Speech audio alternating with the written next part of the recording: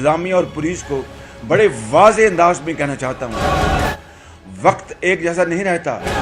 26 को जब इंशाअल्लाह मुस्लिम लीग नून की हुकूमत आएगी, उस थाने में, उस कोठरी में आप होंगे।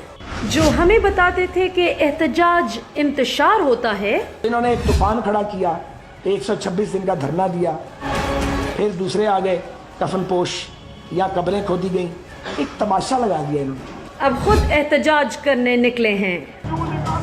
इल्जाम के तहत आप निकाल रहे हैं। जो अदालती फैसले के एहतराम के दर्स देते थे, अब जबकि सबसे बड़े और बेहद मोतबर इंक्वायरी कमीशन ने 2013 के इंतखाबात के शफाफ और धांधली से पाक होने की हतमी तौर पर तौसीक कर दी है, इल्ज़ामात और बहतान तराशी का बाब अब हमेशा के लिए बंद हो जाना चाहिए। वो अब अदालती फैसले के खिलाफ खुद एहतजाज कर रहे हैं।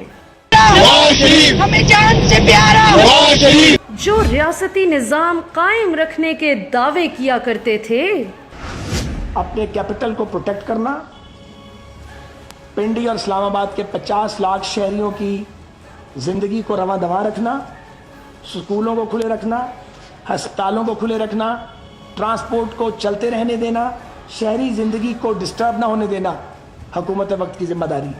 वो अब रियासती इदारों को धमकियां दे रहे हैं। 2 महीने के लिए 60 दिन के लिए जिम्मेदारी दी गई है, आपने सारी उम्र यहाँ नहीं रहना, मत करें। ये मैं आपको वार्न कर रहा हूँ मुस्लिम लीग नून के वर्कर की तरफ से और अपनी तरफ से भी। जो रियासती इदारों के एहतराम का दर्स देते थे, वहाँ जाके रियासत के वकार के जो अदारे और जो इमारात है, रियासत के वकार की अलामत, फर्द के वकार की नहीं, रियासत के वकार की अलामत, उन पर हमला किया।